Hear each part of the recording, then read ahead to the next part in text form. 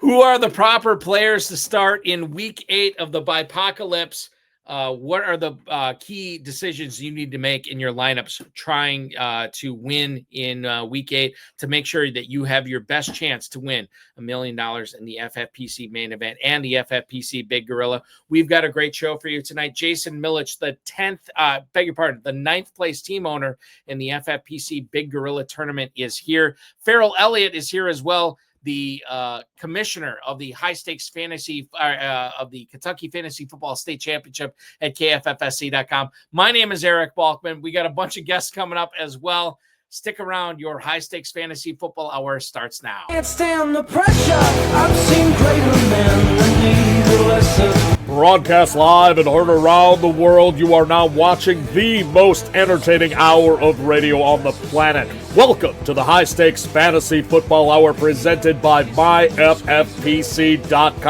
with your hosts Eric Balkman and Ferrell Elliott. The High Stakes Fantasy Football Hour is your home for analysis from the best players in the world. And now, because no one else was available, here are Eric Balkman and Ferrell Elliott. Solace in the scripture. Are we not all our father's sons?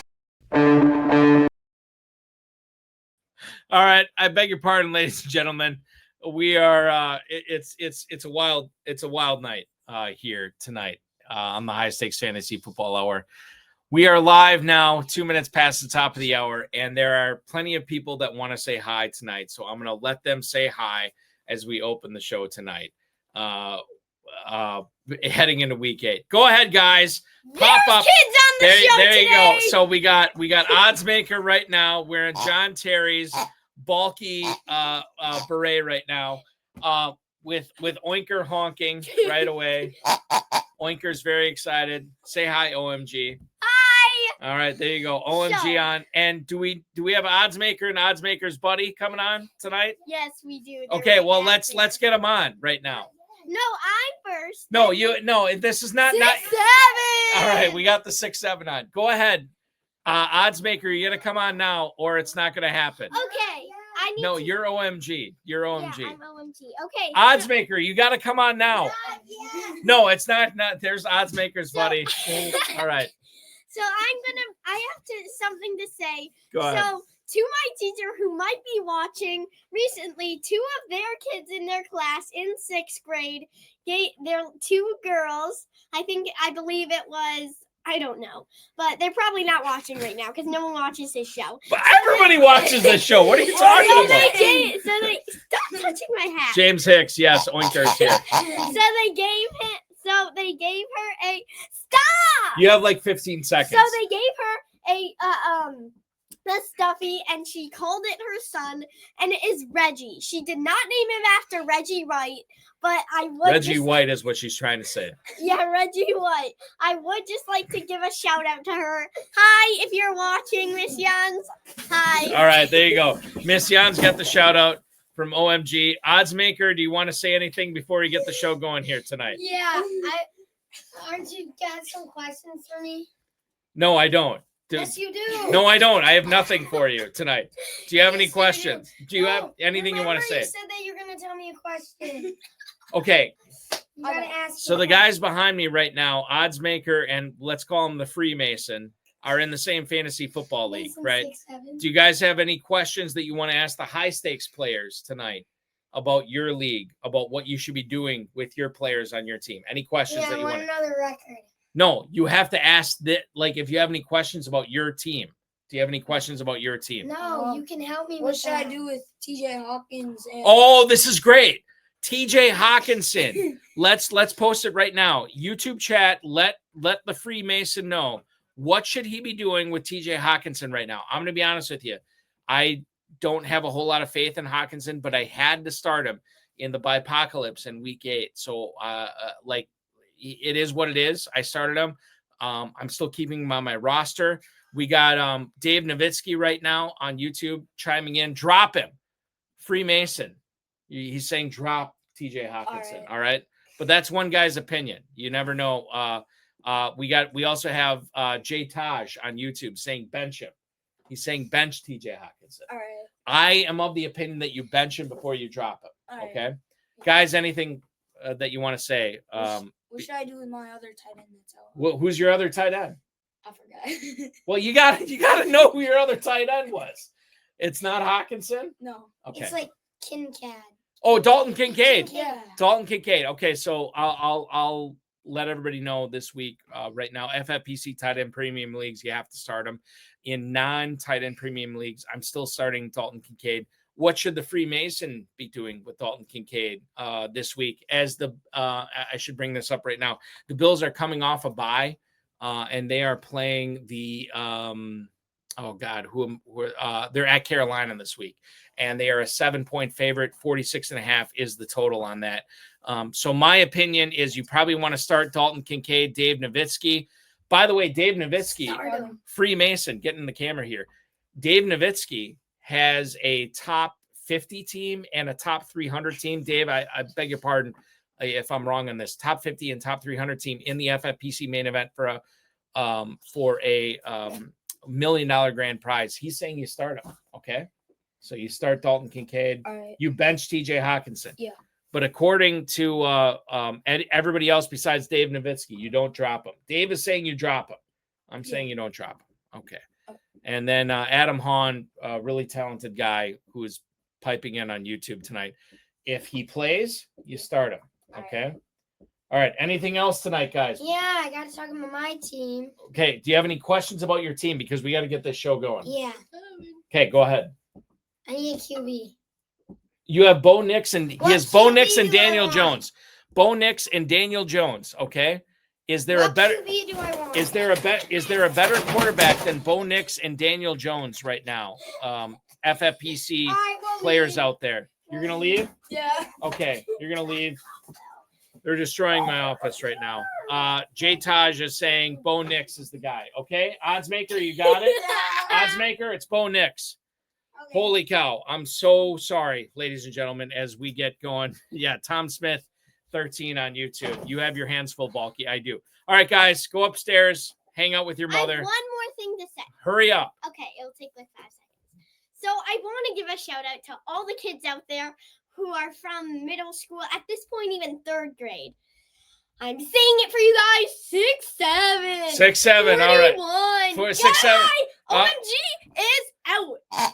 All right, there you go. OMG is out, and we are live, ladies and gentlemen. I apologize for that start. Wow, we are 8 minutes into the shoe. It is. It's been fantastic. James Hicks, 3046, our good buddy, the godfather of Oinker. Hostile takeover. Yes, it has been a hostile takeover tonight. What does 6'7" mean, though? Adam Wan wants to know. I don't know. I just go by what my kids are saying. I saw the South Park episode a couple of weeks ago. I don't know what it means. Okay, let's get into it tonight, ladies and gentlemen. This has been wild. If you want to connect with us on the X, you can do so at hsffhour, at Eric Balkman, of course, at KFFSC, official, at jferrellelliott on X as well, if you want to chime in. And let your piece be known with the KFFSC.com, at KFFSC.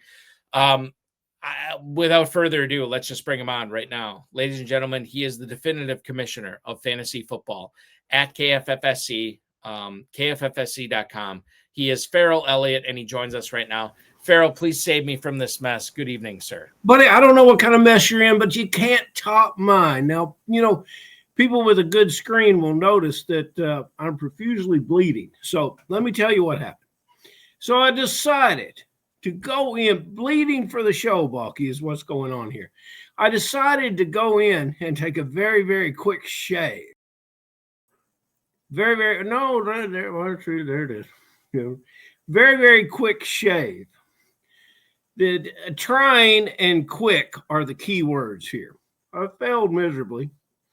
And so I went to the tent. There was no trainer there.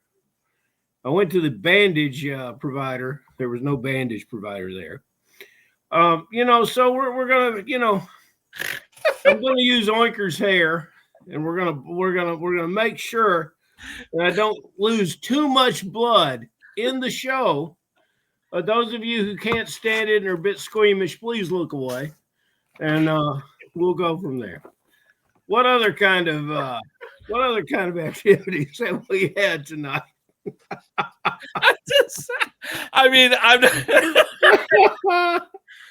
I don't pretend to make fake humor or whatever on the show, but with my kids and the sleepover that we were hosting tonight, and then you get Ferrell. Yeah, sleepover. Yeah, it's a sleepover, and then you get Ferrell chiming on with a bleeding face. All right, okay. Listen, if I don't get it together now, I will not get it together the rest of the night. So, okay. I'm looking a little pale. I wonder why. Well, it's. Oh my goodness. Everybody chiming in. Right? If I faint, hold on. 911. J-Taj, wild show tonight. Adam Hahn, Let It Bleed. Let's see here. What else do we have? J-Taj, just stick the toilet paper on there. Ferrell, Tom Smith. Thanks for the laughs, guys. LMAO. Bill Hollywood chiming in. LMAO. We also have James Hicks, 3046, the godfather of James Hicks would be in favor of a little blood and gore. Yeah. That can. And he says best show ever. I can oh see my that. God. Let's talk football, Balky. Why don't we talk a little football? Yeah, we're going to talk football right now. Let's talk a little football. So here's the thing. On the show tonight, we have one Jason Millitch, who began week 8 of the FFPC Big Gorilla in 9th place overall. This dude has been hanging out in the top 5 overall over the last several weeks. And I just spoke with him prior to the show, and we are working on getting him a link to the show right now. Okay. So we'll see what happens there. We may have to vamp for a little bit here, but that's where we're at. We can do it. We can do that. We've done that before. We're prepared. Yeah. All right. So here's the thing, Ferrell. Let's lead off and talk about the NFL and the FFPC.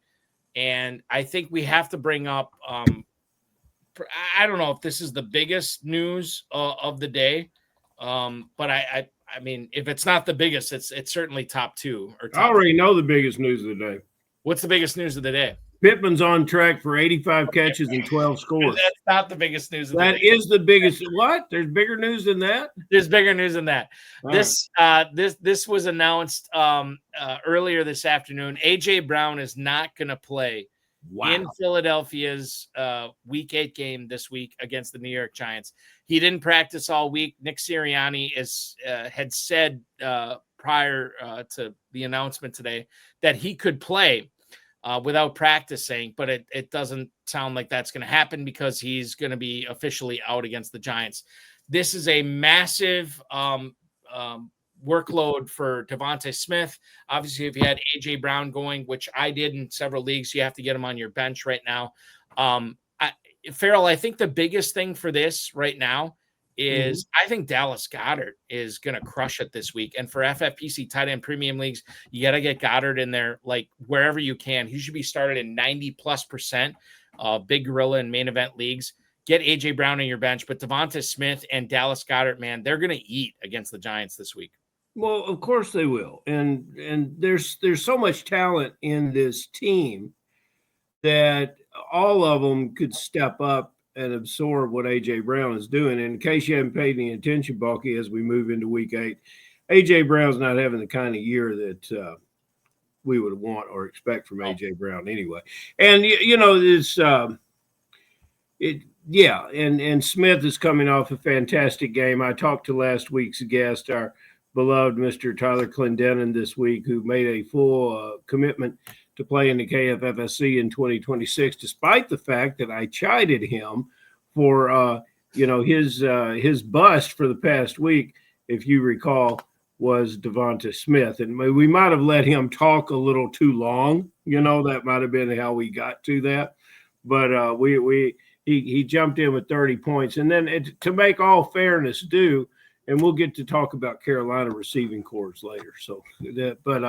Yeah, why not? I believe in Smith. You can believe in Goddard all you want, but I'm a Smith guy this week. How about this? Adam Hahn chiming in on this tonight. who's the bigger bust in FFPC this year? Is it AJ Brown or is it Nico Collins? I am of the opinion that it's probably AJ Brown, but I don't know. It's so close. Both of these guys, if you drafted Brown or Collins like I did, you've probably been disappointed with both of these players. Yeah, and you get in a situation with Nico Collins. If you drafted this player, you knew you were taking a little risk anyway, and so the AJ Brown's a sure thing. That creates the imbalance there. So here's the thing: my daughter wants her cat to say hi tonight, and I love that cat. I apologize for everybody here tonight. Go ahead, OMG. Phoebe wants to say hi. Yeah. Phoebe just. Oh, right on cue, Steve. Right on cue. Yeah. There you go. Okay, goodbye. All right, perfect. All right. She's there a little sixing. Now, actually, OMG out. Okay. There perfect. you go. We got an oinker with an oinker on this tonight. J-Taj. Yes, we know J-Taj. That is a big cat. Yes. That cat is massive. And we have tried to curtail the food and the feeding with that. It doesn't happen. So there you go. Okay. Ferrell, I apologize. We got Jason. What are you apologizing for now? You got cats and kids, and you're the greatest host in the history of fantasy football. I mean, why are you apologizing for anything? I'm apologizing because I'm not the greatest host in fantasy football podcast history. But I will tell you this. We could be on to the greatest tight end in 2025 FFPC history with Oronde Gadsden, Ferrell. Yeah. 5 of 5 is what he did on his targets last night against the Vikings, 77 yards and a touchdown. What do you make of Oronde Gadsden here, not only coming up in week 9, but going forward here? Is this guy for real? Is this a guy in tight end premium leagues that we have to make sure we have in our lineups every single week until he shows us a reason not to have him? Really, the utilization of the tight end in this offense has always left me a little squeamish. And now Gadsden wasn't my favorite. It didn't fall in my favorite landing spot, but I was a big fan of this player when he played college ball. And yes, I believe in him. I think it's fantastic. I wish I had drafted him. This is a perfect example of why you draft exponentially more teams the following year, because you want to get players like Gadsden on the team. I got him in Dynasty a little bit, not in redraft. I love the way he plays. I love what he does for his quarterback. And, part of the reason that Justin Herbert could put those feet to work last night and scramble like he did is Gadsden was pulling linebackers and safeties out of that, away from that offensive line. So, yeah, it's good stuff. It has been good stuff for Gadsden. I was awarded him in one Kentucky league, Ferrell, in the waiver wire claims last night, and that league was the only league in Kentucky that I'm 0-6 in, or 0-7. I beg your pardon. I'm 0-7 in, and I won Gadsden. I started him. I'm hoping, fingers crossed, this is the week I get my first win in that league. We'll see what happens on that. A guy that has not been waiting on his first win of the season because he's got it so far this year. In fact, he started off week 8 in 9th place overall in the FFPC Big Gorilla, a contest that is going to pay $1 million grand prize at the end of the season. Please welcome our guest onto the show tonight. He is the one, the only Jason Millitch. Jason, welcome in tonight, man. So glad to have you. How the heck are you? How's your Friday going so far? Hey, Eric. Hey, Ferrell. Thanks for having me, guys. I'm a big fan. I actually watch the show every week. So God bless you, brother. God bless you. Yes, sir. So it's been a good day. I've been scouring the waiver wire, trying to see if I can find any value. I missed on a few waiver targets. So, we're trying to find the next Oronde Gadsden, Did you find Xavier Leggett last week after one of the 3 individuals on the show promoted him last week? Just wanted to point that out. Did you go in there and get you a little Xavier Leggett when you get him for $2 or $3? I didn't, and the reason I'm biased. So I play fantasy football with my brain, but I play with my heart too, and I'm an Arizona fan. So I'm a Tetero McMillan guy through and through. So. Well, we might have to talk about him a little later. Oh, okay. So here's the great thing about this, Ferrell. Despite Jason being a weekly viewer of the show, he still finds himself in the top 10 of the FFPC Big Gorilla Championship. It's a contrarian move. He says, well, it's in like Let It Ride, where Richard Dreyfuss said, who do you like? And he would write it, you write it, who's left? And I do a lot of overnights in hotels, and one of the things I do to kill time is watch you guys and watch the FFPC content. Boy, I tell you what, that'll put you to sleep in any type of hotel. Well, that's what I want to lead off with, that, Jason, too. Obviously, top 10 of the FFPC Big Gorilla. You have another team that's up in the top 200, 300 teams or whatever. You definitely have a couple of teams in play to win this $1 million grand prize. When you're not winning FFPC leagues, when you're not hanging out at the top of the leaderboard in one of the FFPC's national contests, what are you doing for a living? Why are you hanging out in these hotels, man? So I'm a regional sales manager for a company based in San Diego, Credit Union Leasing of America. So what we do is nothing too exciting. I don't want to bore everybody, but we partner with credit unions and we provide automobile leases alternative to the manufacturers. So usually we come in at a lower payment. So I have a pretty large territory and I travel quite a bit for my job, visiting credit unions and dealers and that type of thing. So I spend a lot of time on the road. I'm in the Northeast and they're in San Diego. So we do a lot of travel. Oh my God. So hold on. So just real quick. Are you traveling primarily in the northeastern part of the United States, or you do go all over the country? Primarily the Northeast. I've been out to California a few times, and I'm going to Vegas next month. But for the most part, it's the Northeast. But I live in a small town in upstate New York, and I'm traveling 5-6 hours a day, 7 hours a day usually. So I spend a lot of time listening to fantasy football podcasts, a lot of time watching YouTube, things like that. So, but we're your favorites. We're your favorites. Oh, right? You guys, 100%. So, I love that. One of my favorite wide receivers. Hold on, Huh? Real quick. You got another cat to show? No, not at this point. Maybe later on in the show. We've only shown one cat. Ferrell was going to ask this question. I'm going to ask it of you right now, Jason. Any plans with all your travels? Any plans to pop out to Las Vegas or Louisville for the big drafts that we have going on in Louisville for the KFFSC coming up Super Bowl weekend, and then obviously the FFPC with week 1 coming up in September of next year? Do you have any plans to draft live? Because I know you've done very well drafting online. Yeah, and I almost went out this year to Vegas. I had quite a few teams last year, and we did really well last year too. We're not set up quite as high last year as we are this year. But I have a twin brother, and this is a good way for us to stay in touch and communicate. And so he has teams and I have teams, and we almost flew out to Vegas last year, but he had a work conflict come up, and we scrapped it. But next year we're definitely going to be there. Oinker would say, "Come now." We got guys dying to meet you. There's another cat involved. Yeah, that's just real quick, Jason, before Ferrell asked. Said they were talking about that. Right. Okay. Cat, so I just wanted to show you him. So there you go. So that's the other cat that we have. This is Chip, and Jason has dropped off now. Thank you for dropping, Jason. Chip has said hi. We're gonna get back to the actual regularly scheduled program. So there you go. Thank you. OMG, we appreciate it. Oh my! Always a pleasure. All right, perfect. OMG is out. All right, perfect. I'm back. I apologize. Make sure you are out this time. Go ahead, Jason. I'm sorry. I lost you guys for a minute. The audio cut out, so I had to rejoin. You missed nothing. When I tell you this, you literally missed nothing.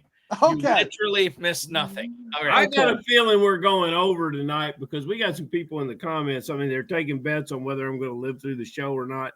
And I want to encourage everyone to give blood at your blood donor this weekend for Halloween. Now, let's talk about Chicago and Dallas because I'm curious about Rome Odunze. This is a player that loaded up in the Dynasty leagues, not so much in the redraft for me, and it's because I did not trust his surroundings. All of the receivers in Chicago have not had prolific catches, but this weekend You go up against the Dallas Cowboys, who've given up 16 air touchdowns this year. And if anything Odunze's done, it's find the end zone, 5 touchdowns. Can you meld those stats to, especially on this bye week when you might need Odunze? He's going to be in your lineup and you're going to count for big things. Is that the way you see it? It is. It definitely is. You know, he had a hot start to the season, and then he did let us down the past few weeks. But I mean, Dallas has a little bit of a porous defense. I worried more about Caleb Williams than I did Rome Odunze. The talent's always been there for Rome. I was hoping Caleb would take a leap forward this year, and I was hoping Rome would eat into DJ Moore's target share. And he has, you know, and Rome's a playmaker. So if he gets the ball thrown to him, I love him to have, you know, 80 plus and a touchdown this week. Yeah, from I've got the wrong opposition for the Chicago this week, obviously. Oh, no. Yeah, this is the Ravens, not Cowboys. Yeah, but I'll be honest with you. Is there much of a difference between the Cowboys? Cowboys might be better, and I apologize. I have been incorrectly informed. By who? Who informed you on that? Was it this guy that's hanging out with this AI in my phone? You know, that's a really smart question. You know, they're such ass kissers over there. And Baltimore's another defense that, you know, a lot of people liked a lot this year, and they have given up a ton of points. You know, and they're just not. I mean, even they don't pass the eye test. If you look at the advanced metrics and things like that, they're a team that is going to get scored on. So yeah, I mean. Well, maybe they can jumpstart that tight end that everyone was crazy about. Likely or Andrews? No, the other side, the Bears. Oh, maybe they can jumpstart the Bears. Loveland. Yeah. I'll be honest with you. He's on my bench in my 9th place team. I wouldn't start him this week, even with Komet's back the way that it is. He's on your team. He's on your team. What draft capital did you give for that player? If I had to, I would say on that team, I think I got him in the 8th or 9th round. Holy smoke! So it proves that you don't have to be perfect to be in the top 10 at this point. Well, you know, he fell to me, and my strategy for and I did 25 teams or something like that this year, and my strategy was I wanted to wait until later on in the draft, you know, that 9th or 10th round to either get a Tucker Kraft or a Jake Ferguson. I like those two guys a lot this year. So I have a huge share of both of those guys. And then I would grab Harold Fannin in the 15th, 16th, 17th, depending on what time of year it was. Good job. So, yeah. You know, tight ends are tricky. I'll do the 1st or 2nd round tight end because of the tight end premium, but there's not, you know, the hope that Loveland was going to be Bowers or even Tyler Warren. There was hope there, but I wasn't optimistic just because of all the mouths to feed in Chicago. Right now, he's imitating Irv Smith, one of Balky's old school favorites. Minnesota guy. Yes, yeah. Okay, so here's the thing, and we'll get into this shortly with what Jay Taj is saying here on YouTube. But before we do, I have to ask you this. Jason, Ferrell, myself, a bunch of people watching this show tonight, we are scrambling, right? AJ Brown is out. We found this out tonight. This is not to mention all the other players that are either out, questionable, or on bye this week. 6 teams on bye, which is creating a massive problem for all of us trying to win big time in the FFPC or the KFFSC. I looked at your roster. The Bye-Apocalypse with 6 teams on bye, you have found a way, my friend, to keep Xavier Worthy on your bench. Yeah. You have found a way to keep Cade Otton on your bench.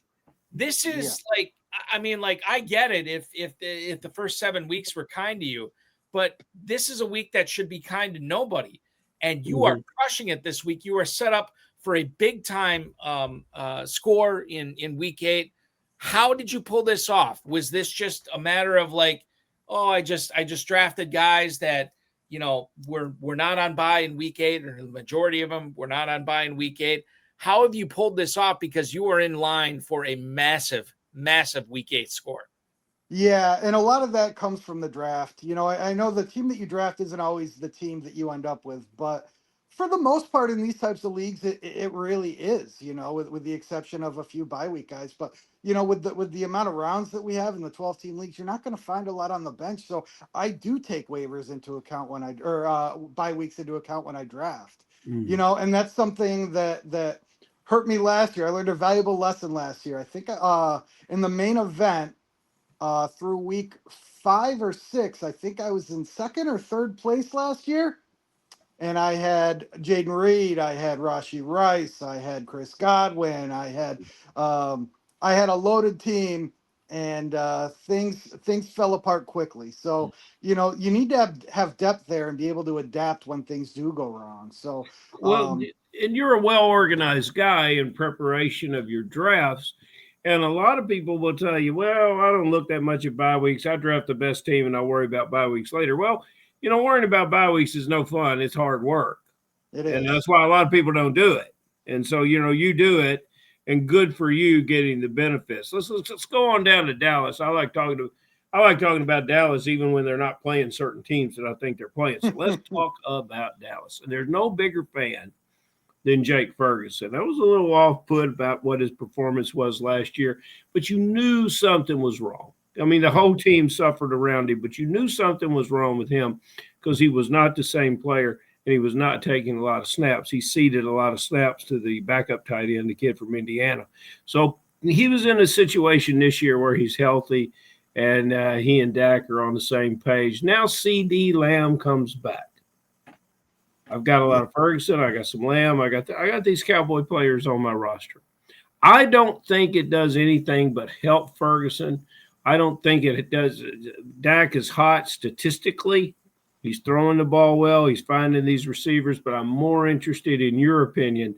How is this going to affect the very impressive years that we're seeing so far from Pickens and Ferguson? Yeah, great question. I'm not worried about Jake Ferguson at all. I agree with you, Ferrell. I think it would help Jake Ferguson.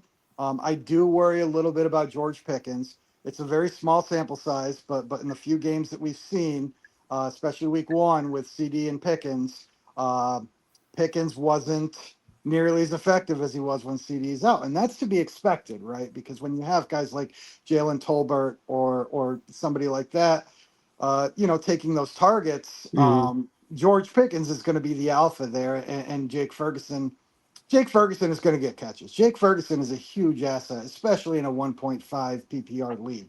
But I do worry about George Pickens. So, back to your point, Eric, about Xavier Worthy on my bench, it might be George Pickens soon, to be honest with you. We'll see. And you got Pickens in there. I do this week so far. Now, I haven't finalized this week yet. Last week I was in second place, and I put in a defense that got me 0. And when you're up that high, man, things like that'll crush you, So massive, yeah. But that's what makes it fun too. That's the fun of fantasy football. So George Pickens is in there now. I don't know that he's going to stay there. But Jake Ferguson, it's wheels up for me with Ferguson. It seems to be wheels up for both the Dolphins and the Packers for both of their big weapons in week 8. However, I think both of these players, Jason, are listed as questionable. Yep. On the final injury report, or the most recent injury report we've seen from the NFL. Which questionable tag worries you more this week? Is it Jalen Waddle with his hamstring issue, or is it Josh Jacobs and his calf issue? And I think both coaches have gone out of their way, and don't quote me on this, I believe this is the case, but I don't know for certain. I think both coaches have gone out of their way to say these guys are playing this week, but we've been told this story before, and then players end up missing. I guess the question is, number one, are you concerned with either one of these players' statuses for week 8? And if you are, which one is more concerning to you as you try to put together the best possible lineup to get in first place in the FFPC Big Gorilla? Well, I sat Josh Jacobs last week because he had a late game and he was questionable last week and he played. And that decision cost me 14 points. So Josh Jacobs will be in my lineup as long as he's playing. Jalen Waddle does worry me a little bit. The Dolphins in general worry me. Jalen Waddle was a guy who I thought fell pretty far in drafts this year. He was a late 5th to mid 6th round pick most of the year. And I like the value there. Him and Devonta Smith were two guys that I would target in that range. And with Tyreek out now and Tua leads the league in interceptions right now at, I think, 10 interceptions. Jalen Waddle worries me. And I just saw an article today where Tua said that Waddle's lack of production was because he's not tall enough, meaning Waddle. And so when your quarterback says things like that, yeah, I mean, that worries me a little bit when I'm playing for $1 million. Damn. He said that? Yeah, today. Yeah. Yeah, I mean, like, I'll be That's honest. the bigger news than A.J. Brown. That's bigger news. I'll be honest with you. When it comes to Tagovailoa, like, this is a guy that should probably just keep his mouth shut. And when he has to talk to the media, probably just not be as exploitative and as honest as he probably could be. I the fact when you talk about, like, oh yeah, I'd love to get the ball to Waddle and Malik Washington, all these guys. I can't just see over the linemen. Like, don't say that. I know. I am not an intelligent man, Jason and Ferrell. You guys know this. I know I'm intelligent enough to know you don't say that kind of stuff in the media. No. And he has been. I think Nick Saban said this too. Like, this is like 2 weeks ago, and he was kind of calling out his teammates for not showing up to meetings and whatever, or at least not showing up on time or whatever. And Nick Saban says, yeah, like, I applaud him for coming out and apologizing for this, but you don't say that kind of stuff. You don't say that kind of stuff. When all summer Balky won me over on Ted McMillan, and I see it. I see every reason to love this player. Again, the landing spot, but still is very, very positive about him. He's a player on pace maybe for 70 catches, 5 TDs, and that's what I see in a rookie, in a lot of rookie wide receivers, and that's a pretty good football year. It doesn't really help us in fantasy football, and it sure as hell doesn't help you when you draft him at the end of the 3rd round. I'm sitting there live in Las Vegas, and Ted McMillan went to the drafter in the number 10 spot in the 3rd round. And I didn't say anything, I didn't say he drafted him because he couldn't see the board or something like that. I didn't say anything like that. But I was surprised. Not only could, there was but now Andy Dalton comes in, and it's hard. We had so much, I live in Louisville, Kentucky, right down the road from Cincinnati. We had so much of the Red Rifle in Cincinnati, a career 500 quarterback, but we appreciated this player. He's in his 3rd season there in Carolina. It started great. He had that 3-0 year. Last year, some struggles. What's he going to do going forward from a football perspective? And what is he going to do with his young receiver, who I think future ceilings will deserve a 3rd round and higher draft pick, just perhaps not in 2025. Yeah, that's a good question too. And I'm a Bryce Young believer still. Not this year, but down the line. But I do think Andy Dalton, he's going to help Ted McMillan. I think that with Andy Dalton there, I think McMillan's numbers are going to be better than they were. Now, we've seen him get into the end zone twice the past couple of weeks. So, things are looking up. But he also, he might get 8 or 9 targets, but 4 are catchable, 5 are catchable. So the situation does worry me a little bit. When I drafted Ted, now on this team, the one that's in 9th, I took Ted at the end of the 4th. So I didn't have as much draft capital as the gentleman that you're talking about, Ferrell, but still, it was a significant pick. I like Ted McMillan, and it takes these receivers a little bit of time too. You know, I wouldn't be surprised if we were able to see a McMillan breakout the second half of this year. I wouldn't either. And boy, if he doesn't launch, people will sour on him next year. And boy, that's the time to get him. And you talked about, gentlemen, if you make it to Kentucky and when you make it to Las Vegas, you'll never meet a finer gentleman than Tom Smith. Tom Smith is asking me about bandages, Balky. Can you throw that one up? Yes. And Tom Smith works in the medical field. And Tom, I must tell you, I was poorly prepared. However, I did splash 4 different brands of bourbon on this, and I finally gave up and just made me one. So that's how I'm treating it here. That's the way we treat it in Kentucky. If I was out there in California with you, bandages would perhaps be a choice. But. So just to recap here, not that the show has not gone off the rails completely so far tonight, but for any cuts on the face, the people in Louisville recommend little Four Roses, little Reserve, little Wild Turkey, right, Ferrell? You're just splashing, but there's a conglomerate that you have to do. Like, it's not just 1 or 2, it's 4. Buck, it's whatever you can lay your hands on. You know, it's whatever you get your hands on, and good stuff. Well, listen, I'm going to lay my hands on a question about the Cleveland tight ends for one Jason Millitch here tonight. David Njoku, the latest we have on him, this came right around lunchtime today. He's officially questionable for the game against the Patriots this week. Limited practice Wednesday, Thursday, and Friday this week. It seems like he's going to be able to play, but you know that his knee is not 100% right. Obviously, the quarterback for Cleveland, Dylan Gabriel, throws a ton to the tight ends, and you know that New England is not exactly a death knell for tight ends when, as far as their defense goes, when they're playing against them.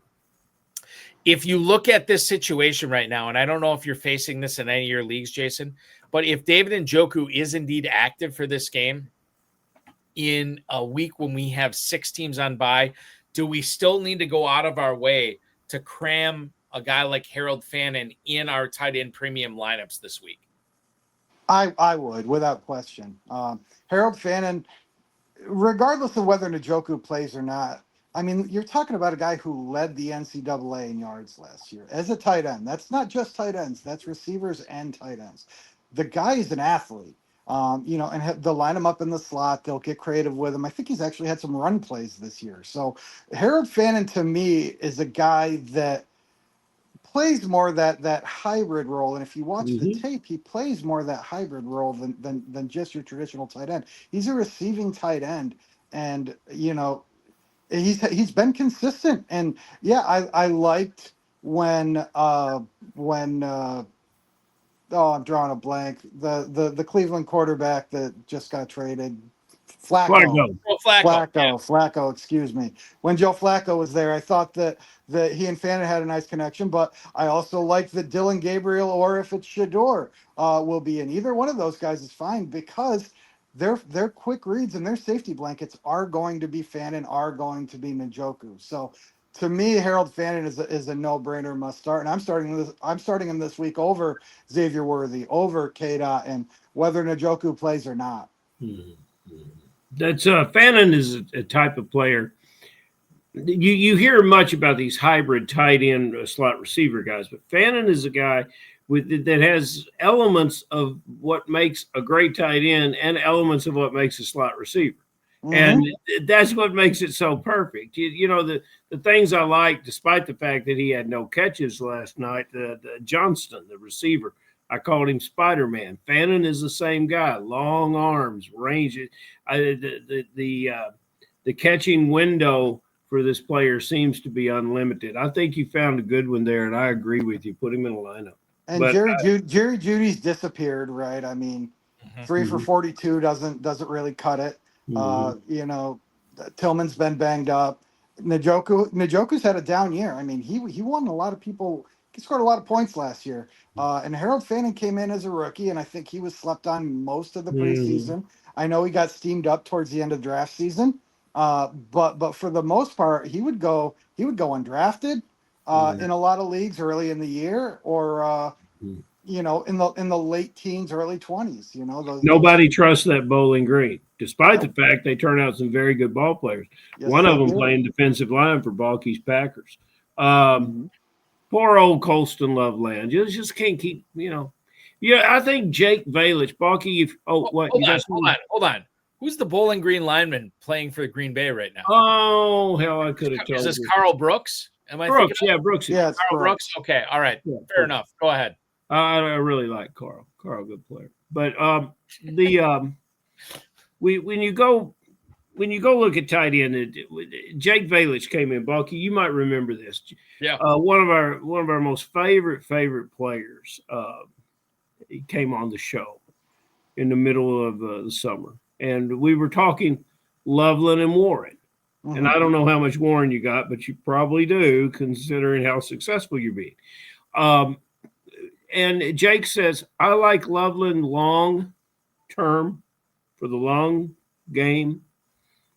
I like Warren now. And I think that really hit upon it. And there's, again, we were talking about players with bad landing spots. Komet, fantastic specimen of a traditional tight end who caught touchdowns last year, but not a lot else, 50 catches or so. That's and now you got both of them underperforming on the same team. What kind of you teased it a little bit earlier, expand on it. What do you see with this position? Or is Loveland going to stay on your bench and stay on your bench and stay on your bench? Unless there's a major injury in Chicago, Loveland will probably be on my bench until I feel like I can trust him. Now, if he does have a breakout game, okay, he'll be on my bench for that. But, I need to see more from him until I can put him in my lineup. Our good friend Terp still waiting on that Pollard breakout game down there in Tennessee. But remember last year when Dalton Kincaid was drafted universally as a top 5 or 6 tight end, but Dawson Knox was still there, and everybody said, "Oh, Kincaid's going to be great." And I know it was the second year, so it's a little different. But when you have 2 good tight ends that both of their quarterbacks like the other tight end, it's a tough situation when you're coming in and you're a young player. With Tyler Warren, he didn't really have that, right? And then he had a new quarterback in Daniel Jones who came over, and they were able to develop chemistry. So, I do like Loveland long term, but I think he hit the nail on the head when he said Tyler Warren now, and I think they're both going to be great long term. Very good. So who is Jay? I mean, he's been wonderful all night. It's Jay Taj. Cut is up to -170. He is a favorite. Yeah.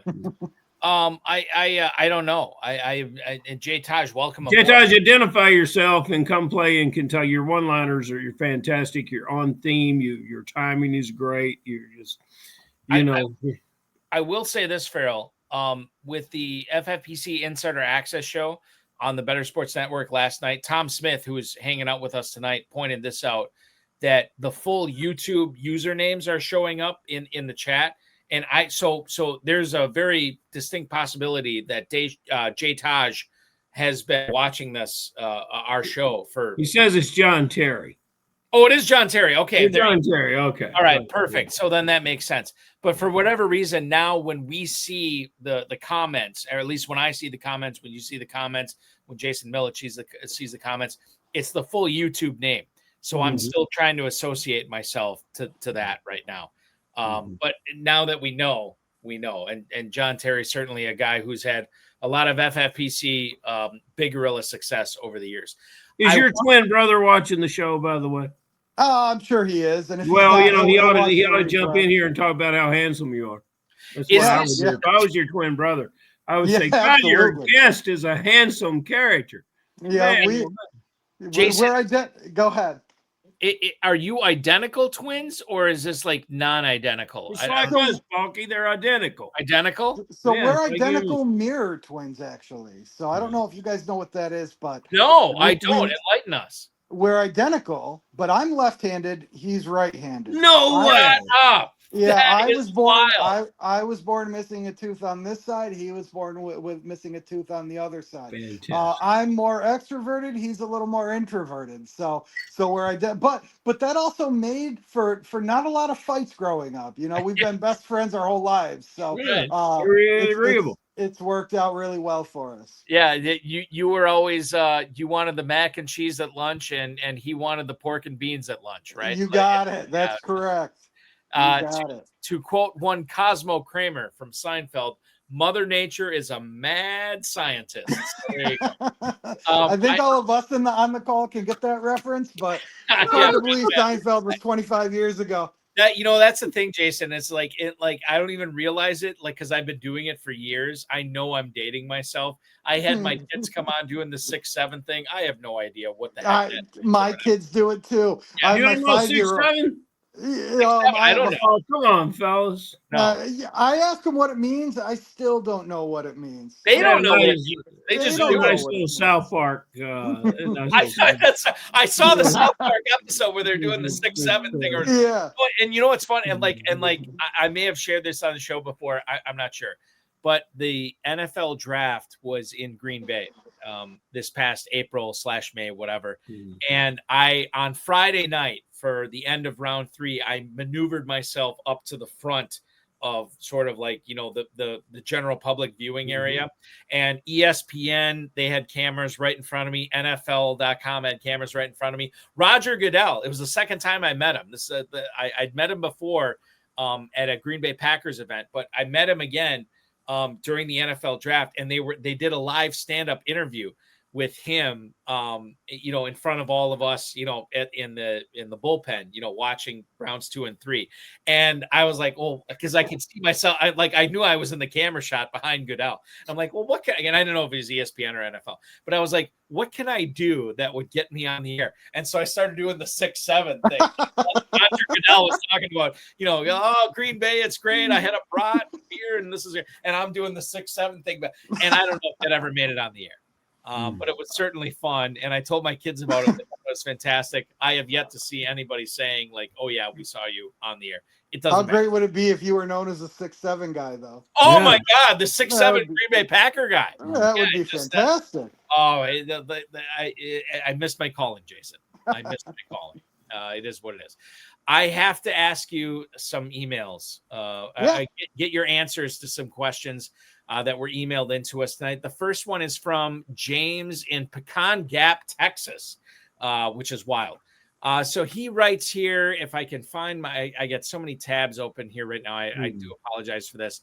He wants to know, is Dalton Schultz a viable start this week for the Texans? Thank you, James in Pecan Gap, Texas. So right now, if we were to look at this and how it's shaking out for FFPC tight end premium scoring, the Texans are going up against the 49ers. This is a noon game or a 1:00 game at home.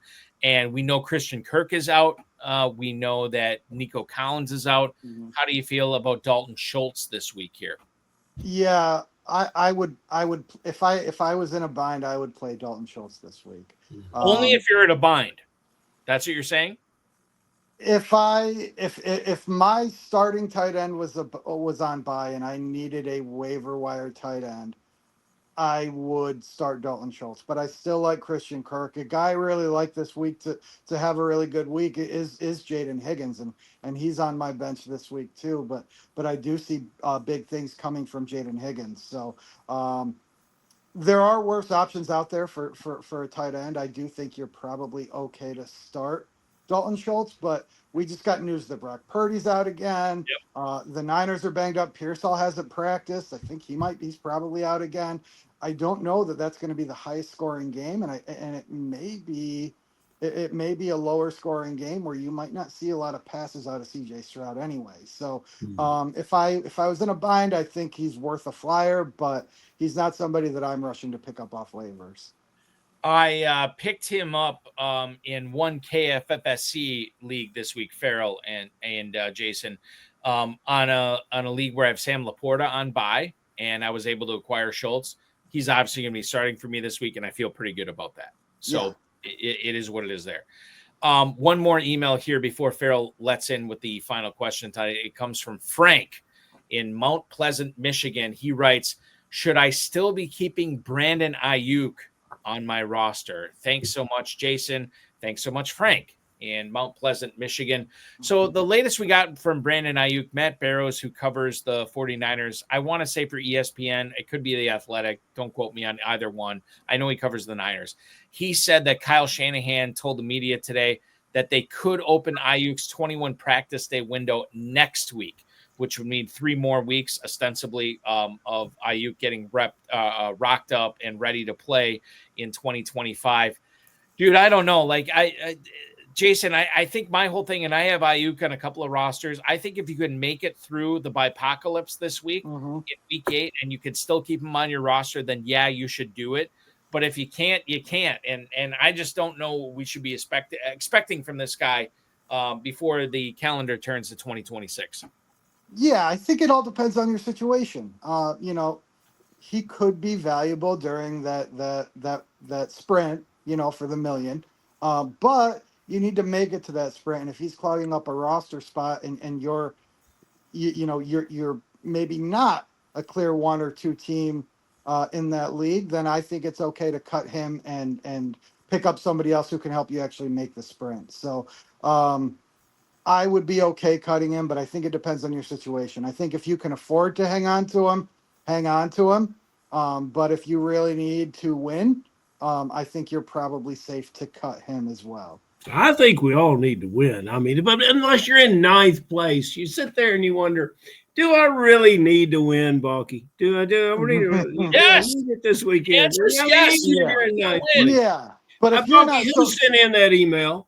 So if your team looks like you can afford to have a bench spot, like right now, my team, I have multiple defenses on my roster because I like to play matchups there, and I'm pretty active on the waiver wire to stream defense or kicker or maybe grab a flyer. So if you have the structure and the roster flexibility to be able to do that, then he's okay to keep. But if not, yeah, I mean, cut him because he probably won't be valuable unless you're in the playoffs this year. Ferrell, Frank in Mount Pleasant, Michigan. I heard that Mount Pleasant, Michigan. I had an old buddy. I thought it was from my buddy Scott Bears, who's from Michigan, but it wasn't. You know, we were in Las Vegas once. A showgirl told him, "Wait for me in the coffee shop. I'll be there." And you know, it was 11:30. Oh no! And but we went down, and he was still. He had just ordered breakfast. It was 6 a.m. You know, he's still waiting, and that's the same. You know, we're gonna wait on Ayuk a long. You know, John Terry pointed this out, and maybe this is a detriment to me, but he's like, who would have even drafted Ayuk? And I drafted him in the KFFSC in one of the leagues I was in. I drafted him in the 18th round. John Terry was there too. He was. I don't know if he was in that same league with me. I drafted in a few leagues with him. I don't know if he was in this one, but I will say, this is kind of like, you know. It's one of those things where you draft this guy super late in the 18th round, and you feel like you gotta, at least this is how I do it, guys. And I'm not saying this is right, and quite frankly, it's probably wrong. But I've clung on to Ayuk, and I'm like, well, I drafted him in the 18th round. I got to hang on to him. And you know, he made it through. Like I looked at that team, it's not great, but it's still in contention, and I know I can make some hay. With the remainder part of the regular season in the KFFSC, and he's still on my team. So now at this point, if I can make it through week 8 with 6 teams on bye with Ayuk on my team, I got to keep him around, right? And I don't think that's necessarily true. I think that there are better ways to spend your roster spots on injury away type guys, like for running backs, for sure. Kyle Monungai, Brashard Smith, you know, players like that. And I'm not saying that those guys are available in that league or whatever, but I do think like it's important to understand, even when you get great values on talented guys who have put up good numbers in the past, you have to kind of constantly be reevaluating how you feel about these players and how you win the FFPC, how you win the KFFSC. So while that seemed like a great deal in August or September or whatever, you may be costing your spots, or you may be costing yourself roster spots for players who can help you in the league playoffs, the league championship, the championship sprint going forward. And I'll just put that out there right now. And I might be guilty of that, guys. I might be guilty of keeping Ayuk on my roster too long. Can we Jason, all I think agree we've that all it's been okay? guilty. Can we all agree that it's okay to cut Joe Mixon at this point in time? Yes. Because I've seen teams that are holding on to Joe Mixon for dear life. He's not playing this year. That dream is over. I think it's safe to cut Joe Mixon.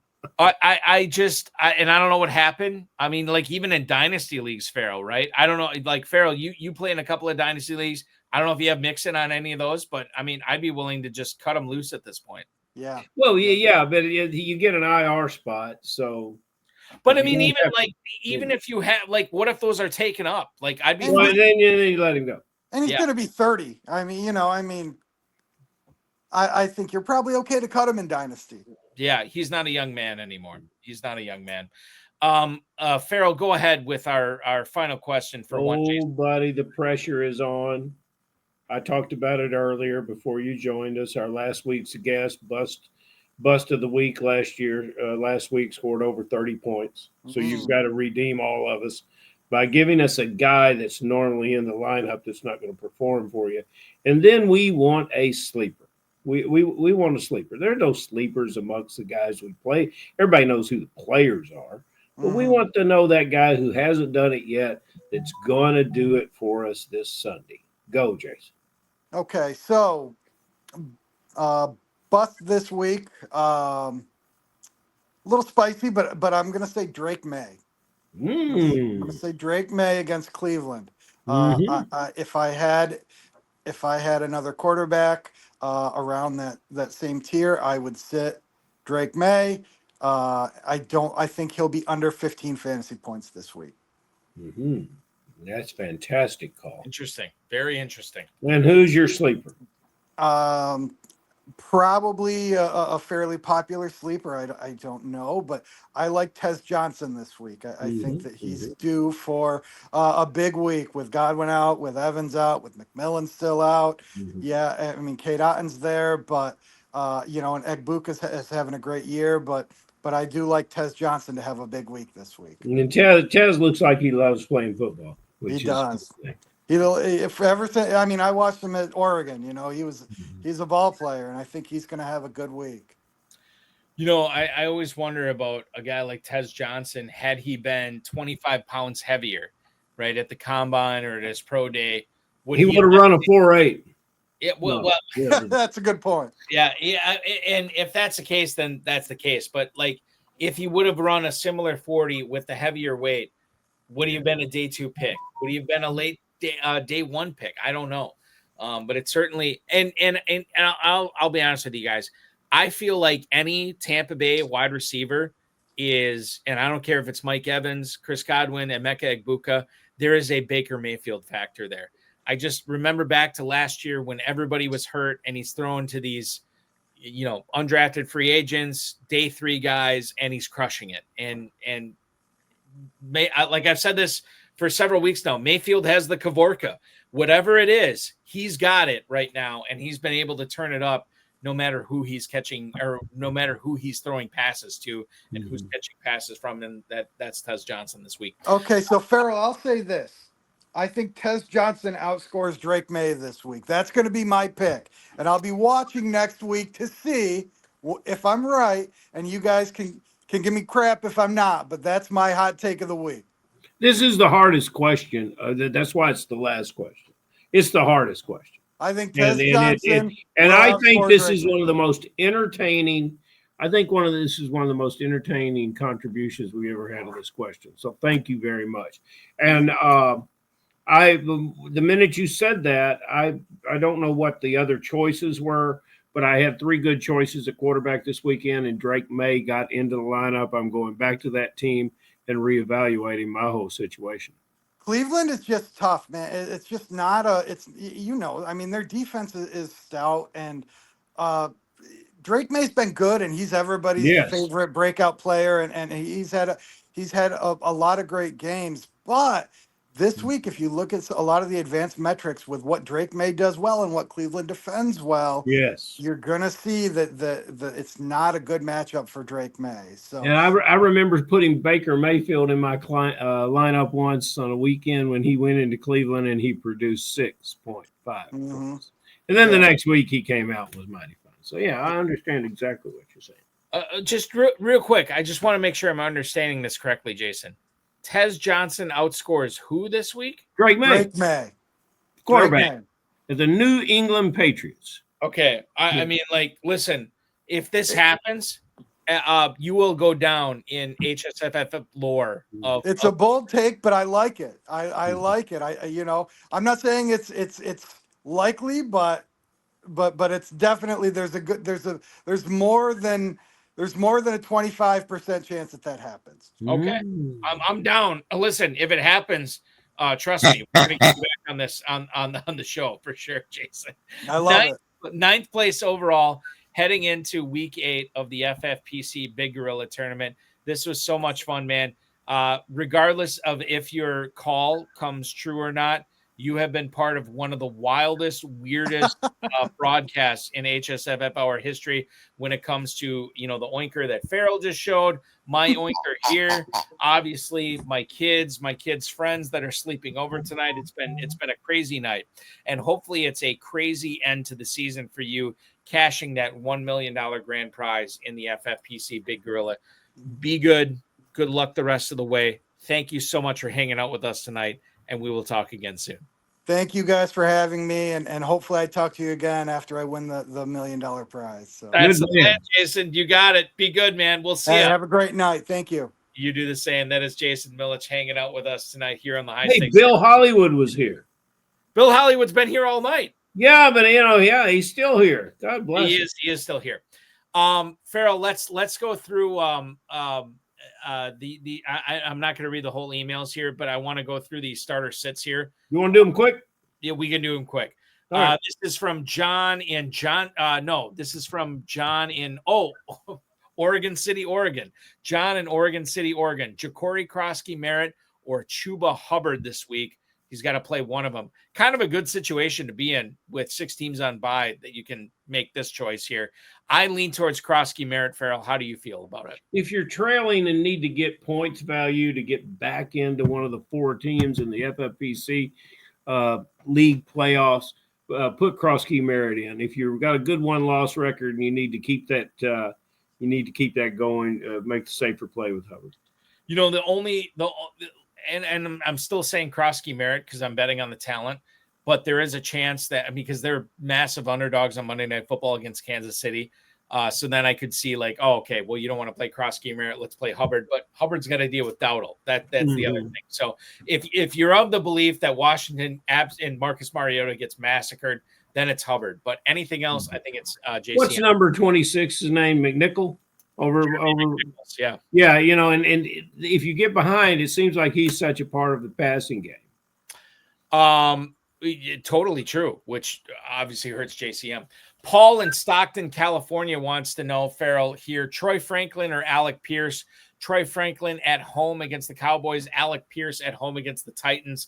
Both massive, like you love the matchups for both of these guys, but I feel like the proper play is Franklin because Tennessee can't stop anybody, and I feel like that's probably going to be a big Jonathan Taylor game. So I am starting Franklin over Pierce this week. We think more of Franklin as a talent than we do Pierce, but it appears that every time that I'm watching the Colts play, that the downfield passing game and accuracy that Indiana Jones is having with Pierce is flawless. And I really do see the opportunity to hit the long touchdown, the downfield pass. And Franklin has frankly not put up a lot of yards with his catches. I might lean towards Pierce to try to get me back into the tournament.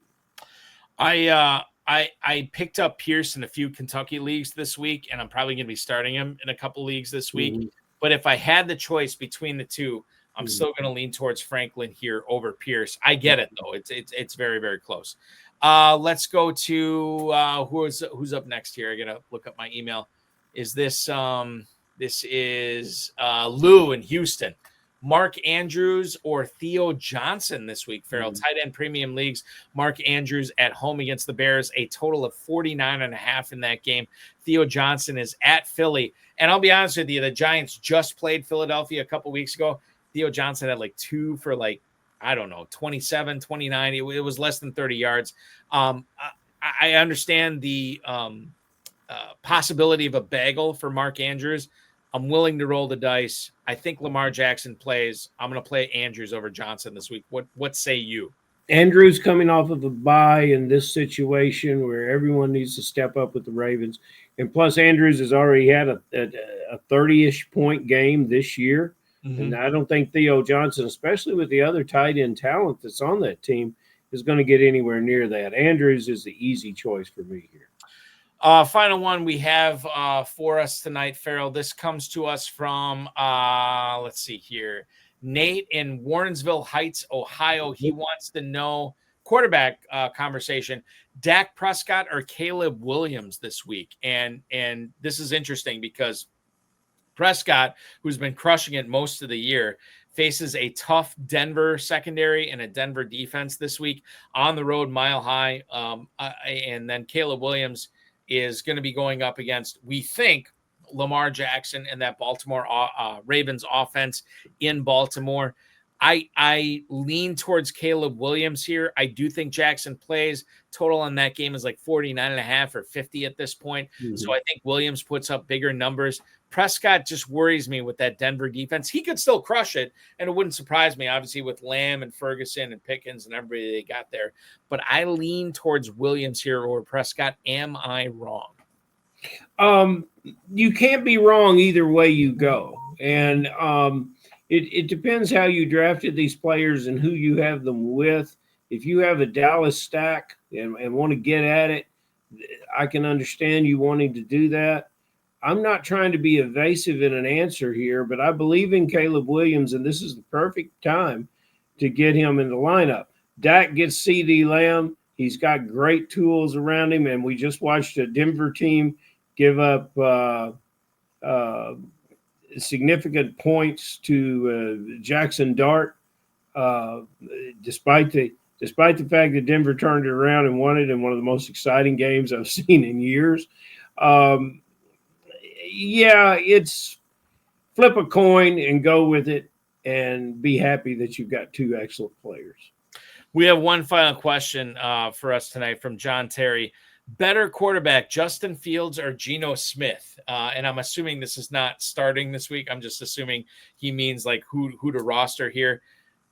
Call me crazy, but I'm going to ride or die with Justin Fields here in this scenario. I have him in several leagues. I did not cut him this week. I believe in his legs. I believe that the upside, and again, I could be wrong on this, but I remember what I saw in week 1, an absolutely crushing of the Pittsburgh Steelers defense. I think that he is capable of that again. I want to keep him on my roster.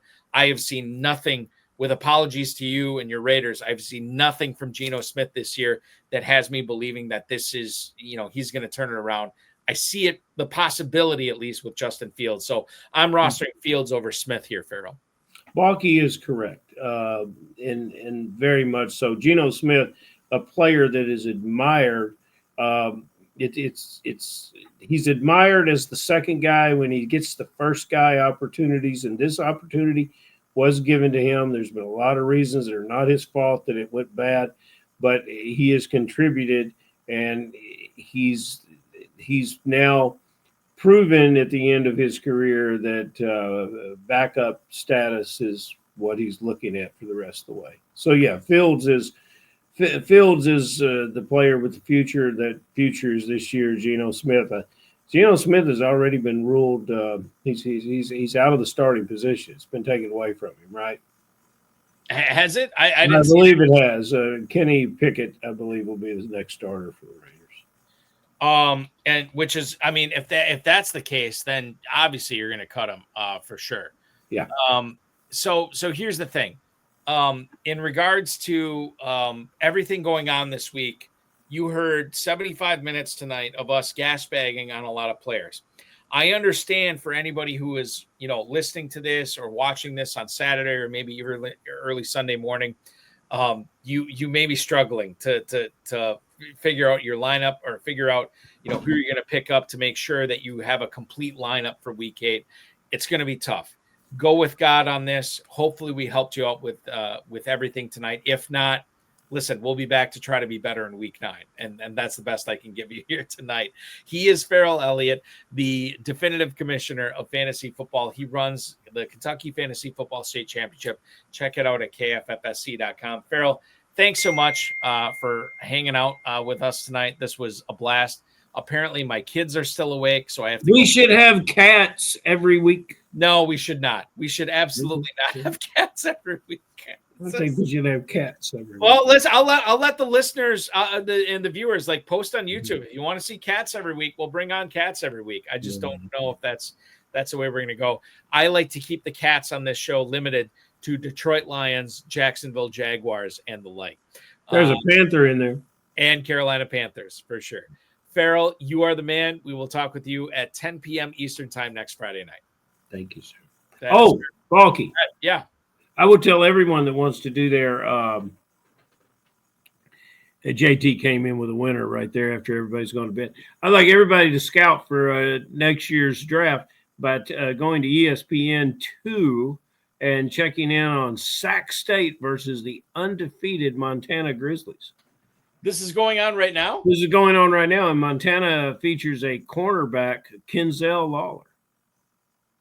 Okay. Montana at Sac State. I'm looking at it right now. Okay, beautiful. This is what do we got? 14-7 going on right now in the just started the second quarter. Okay. Montana's in the lead?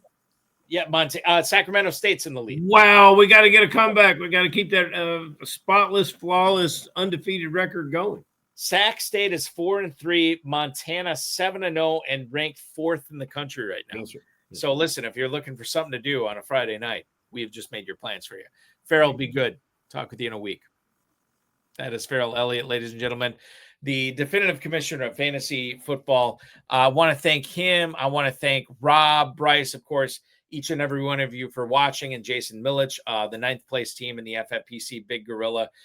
We will be back at 10 p.m. Eastern time next week. And I just booked the guest an hour before we went on air tonight.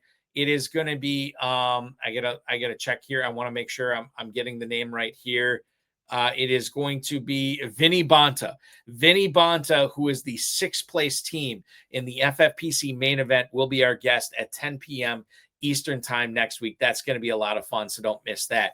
The RotoViz High Stakes Lowdown this past week featured 29-time FFPC League champion Tommy Herron, and he was also a 7th place in the FFPC Big Gorilla heading into week 8 as well. Next week, 25-time FFPC League champion John Pierce, who has been on the show before, but it's been a few years. This dude plays in all the high-stakes leagues we have in Las Vegas, the $3,000 entry varsity, the $5,000 big payback, the $10,000 high society, and he's won a bunch of these as well, so you don't want to miss that. 10 p.m. this Tuesday night on the RotoViz High Stakes Lowdown. In case you missed the Insider Access show on Better Sports Network this past Thursday, Connor Allen from 4 for 4 absolutely crushed it. We had a blast watching the first part of the Vikings-Chargers game, and then we will return next week at 7 p.m. Eastern time on Thursday with RotoViz's Kevin Safraniak, the Cat Dad FF on X. He is going to join us. Always a good time hanging out with that dude for 2 hours. For Ravens Dolphins next week. So that's going to be a blast. FFPC Weekly Challenge is live. No draft, no salary cap. Just pick 10 or 12 players if you want to play with kickers and defenses. Win up to $2,500. 10-team, 30-team, 100-team formats. Only one player per NFL team. So if you want to have Daniel Jones on your team, you cannot have Tyler Warren. If you want to have J.K. Dobbins on your team, you can't have Cortland Sutton. That is the slant. That's what makes it so fun and so maddening. MyFFPC.com is where to check that out. Remember to like, subscribe, comment on this video, share it with your friends, share it with your enemies, and get notified each and every time we go live on this channel, which will be Tuesday night at 10 p.m. Eastern time with John Pierce. For our good friend Jason Millitch, Ferrell Elliott, I'm Eric Balkman. This has been the High Stakes Fantasy Football Hour on the FFPC YouTube channel. Your weekend officially starts now.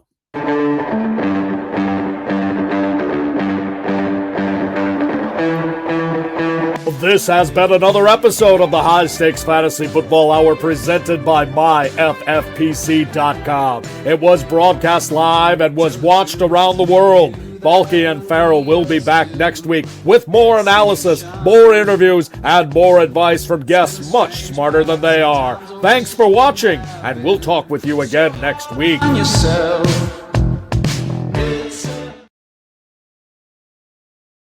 Just to let everybody know, I know normally you chime on or hang on to see me chime in and say, oh, yeah, there's London games at 9:30 Eastern time on Sunday morning. No London game this week.